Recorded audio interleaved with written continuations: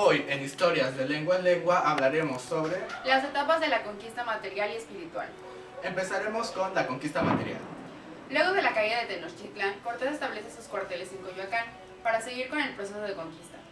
Se lanzaron a someter ahora a las demás provincias, ya que los señoríos dependientes del Imperio Mexica ya habían sido desarticulados y controlados.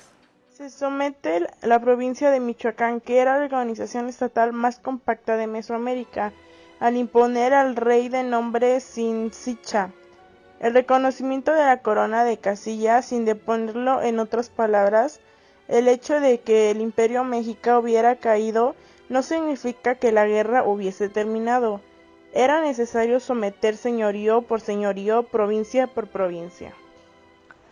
La conquista española va a continuar durante todo el siglo XVI. El mismo Cortés se lanzaría a la conquista en Pánuco y las Ciuveras. Luz María lo hizo en Oaxaca y en Chiapas. Gonzalo Sandoval en Coatzacoalco.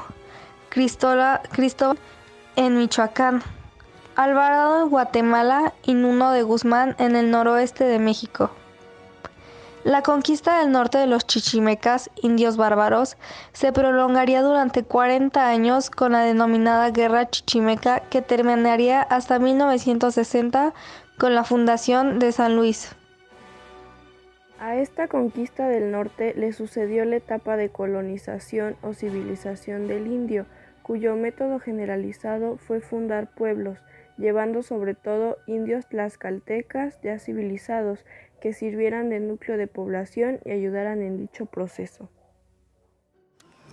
Ratificado Cortés por el ahora emperador de España, Carlos V, como capitán general y justicia mayor, además del título de gobernador de la Nueva España, funda el Ayuntamiento de México, considerando a la Ciudad de México como capital de la Nueva España. Y hace la nueva traza de la ciudad al estilo español. Cortés se valió del mismo esquema político del Imperio Mexica para controlar a los señoríos, es decir, toma la misma Ciudad de México como centro y capital del nuevo reino y conserva las obligaciones que tenían los señoríos para con ella. Básicamente eran el pago de tributos, aunque se hicieron algunas excepciones, como por ejemplo con los tlaxcaltecas, a quienes se exenta del pago de tributo personal de compensación por el apoyo recibido para conquistar Tenochtitlán. Cortés otorga continuidad a la función del gobernante de cada señorío, denominados ahora caciques, quienes serán los encargados de hacer efectivas las obligaciones del señorío. Así se ejercía una especie de dominio indirecto. Por cierto, la persona clave para que funcionara este esquema sería la del encomendadero, el cual tenía a su cargo uno o varios señoríos.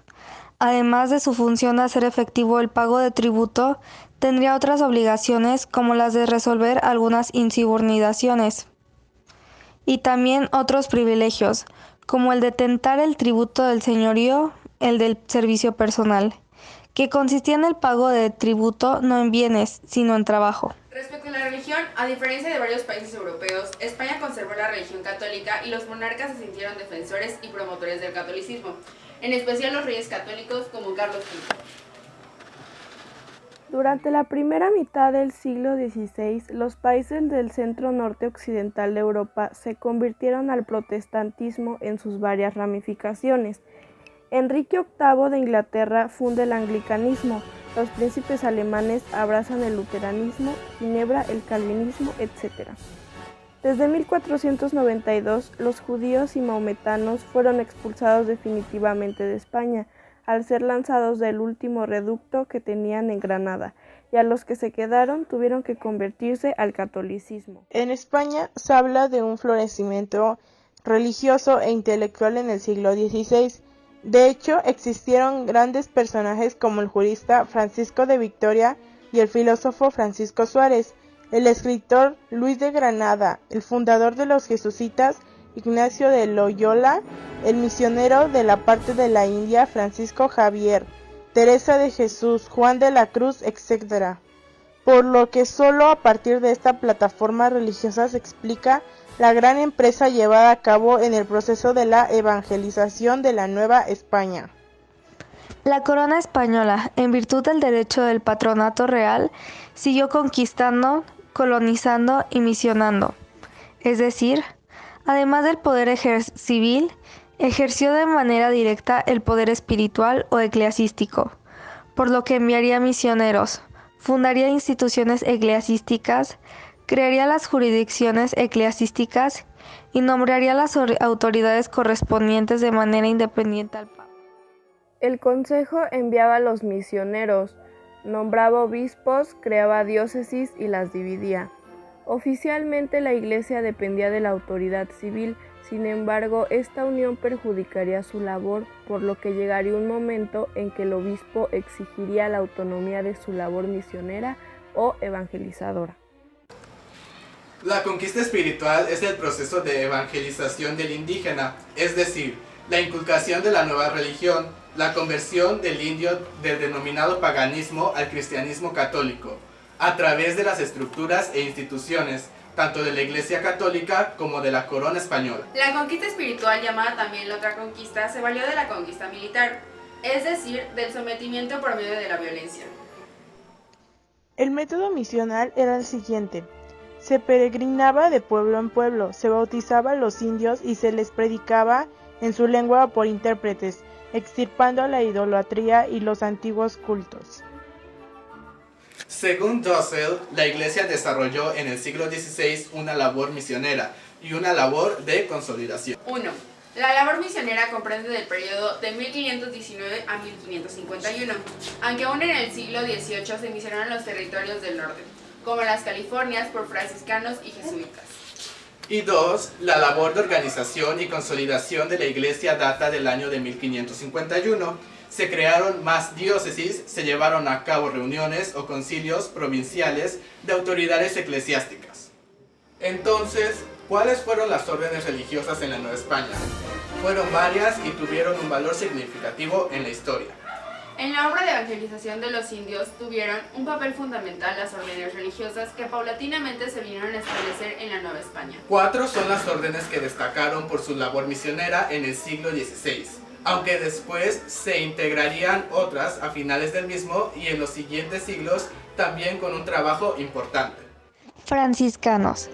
Esta orden mendicante, fundada por San Francisco de Asís, 1182-1226, en Italia, fue la primera en llegar a la Nueva España. Motolinía. A ellos les tocó hacer el primer contacto con los indígenas. Estos frailes hicieron una gran defensa de los indios ante la actitud y práctica explotadora de los encomenderos, a quien denunciaban con energía ante las autoridades. Los franciscanos se organizaron en provincias. Agustinos. Su fundación pertenece también en el siglo XIII. Se basa en la observación de la conducta de San Agustín de Hipona. Considerada también como orden mendicante, esta tercera orden llegó a la Nueva España en 1533. Jesuitas, orden religiosa ratificada por el Papa Paulo III en 1540. Su fundador fue San Ignacio de Loyola. El nombre completo de la orden es Compañía de Jesús, conocida como Orden de los Jesuitas. Aparte de los 3 votos de rigor, tenían un cuarto voto, la fidelidad al Papa. Esta orden surgió en Europa, en el tiempo de la expansión del protestantismo. Se caracterizó por fundar universidades, colegios e institutos para preparar con profundidad en las materias filosóficas y teológicas. Llegaron a México hasta 1572, en número de 9 frailes, que para finales del siglo XVI serían casi cerca de 300.